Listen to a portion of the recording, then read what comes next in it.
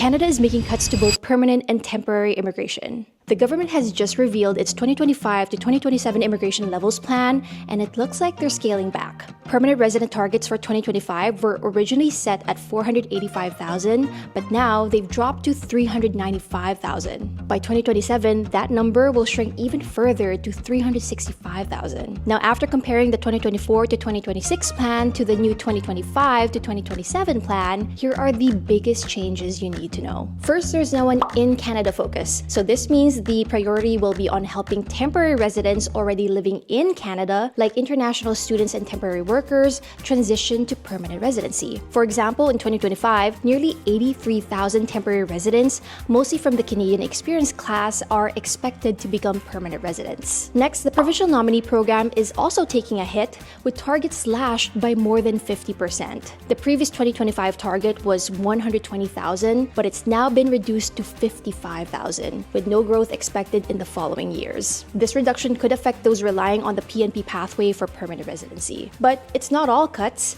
Interestingly, the share of French-speaking permanent residents outside Quebec is set to rise over the next 3 years. Starting at 8.5% in 2025, the target will increase to 10% by 2027. Meanwhile, express entry remains stable, with a growing focus on category-based draws prioritizing occupations including those in healthcare and trades, as well as French language proficiency. These will continue to be top priorities in 2025, with nearly 42,000 permanent residents expected to arrive through these pathways. Another key change is the sharp drop in temporary immigration. For the first time, the Immigration Levels Plan sets specific targets for temporary residents, including international students and temporary workers. In 2025, Canada will admit nearly 306,000 international students, down sharply from the 683,000 study permit holders admitted in 2023. This cut will heavily impact those planning to study in Canada. Last but not least, the Temporary Foreign Worker Program is also being cut. Canada will bring 82,000 temporary foreign workers annually, down from 184,000 in 2023. The International Mobility Program is seeing an even bigger drop, with 2025 targets set at nearly 286,000 workers, down from over 765,000 in 2023, which is a 63% decrease. This will impact programs like the Post-Graduation Work Permit and the International Experience Canada.